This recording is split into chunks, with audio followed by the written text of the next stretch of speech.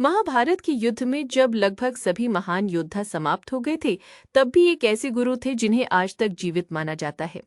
कृपाचार्य, जो महाभारत काल के महान गुरु और विद्वान ऋषि माने जाते हैं, उनका जीवन ज्ञान, तपस्या और धर्म के पालन का एक अद्भुत उदाहरण है।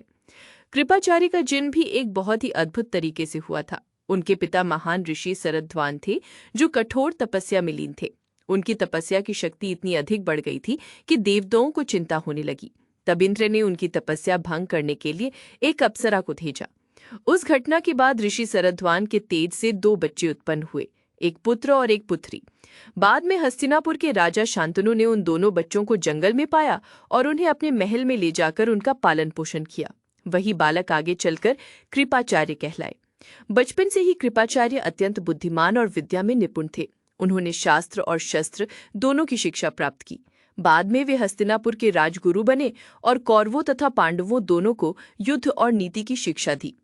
महाभारत के महान युद्ध में जब लगभग सभी बड़े योद्धा मारे गए, तब भी कृपाचार्य जीवित रहे।